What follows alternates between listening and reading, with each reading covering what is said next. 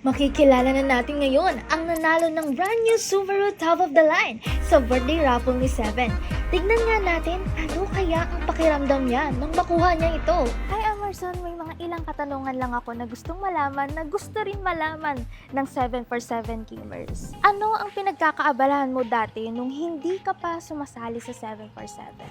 Actually, may konting kainan lang ako na nagtitinda ako, nagluluto ako. Tapos, yun, napasali ako ng 7x7. Nagtitinda ka lang po noon. Paano ka napunta sa 7x7? Paano ka nag-umpisa? Actually, mahilig ako sa sports talaga, sa basketball. sports.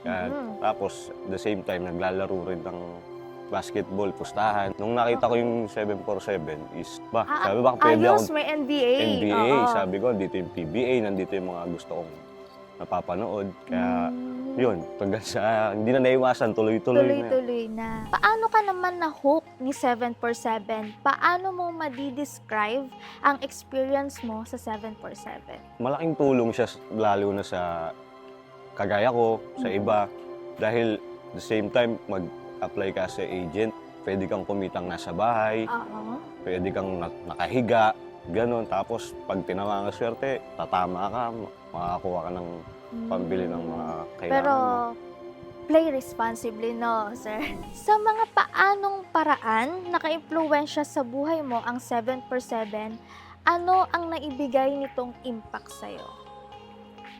Sa impact, medyo malaki rin talaga kasi naglalaro lang ako ng kung ano yung maisipan kong laro. Pero nung dumating si 7x7, parang energized akong gumising ng morning para Okay. abangan yung mga favorite na games ko. Anong pakiramdam na nanalo ka ng brand new Subaru car sa aming birthday raffle ni 7x7? Maniniwala ka ba noon ang isang online casino ay magbibigay ng ganitong kalaking premyo? Too good to be true, pero totoo eh. Totoong eto nandito siya sa harap ko. Nangangarap na manalo, sana ako mabunot. Pag nanonood ako kay Sir Luigi, nag-ano ako na sana ako yung mabunot.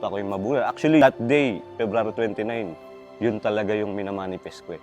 Oh. Pinapanood. Yun talaga yung minamanifest ko na sana mabunot ako. Oh. Sabi ko, ngayon yung birthday ni 7x7, sabi ko sa girlfriend ko, manonood ako kasi sabi ko, mabubunot ako. Talagang Minamanifest ko talaga sa sarili ko. sarili sabi ko. mo.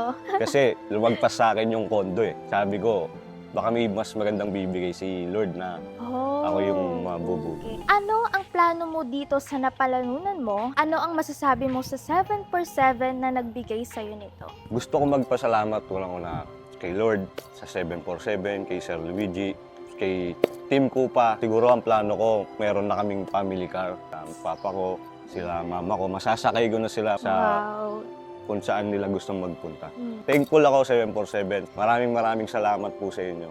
Sana po marami pa po kayong mabigyan ng surprise. Sa mga kapwa mo player o agent, ano ang mensahe ang gusto mong iparating sa kanila? Suggest ko lang, mag-review kayo sa mga games na gusto nyo, pero bet responsibly pa rin tayo. Kung ano lang yung sobra, yun lang. Huwag natin pilitin pagka wala na. Pero sigurado ako, siswertein din kayo kagaya ko. Siswertein din kayo sa 7x7. Kaya kung gusto mong manalo ng katulad nila, huwag nang magpatumpik-tumpik pa.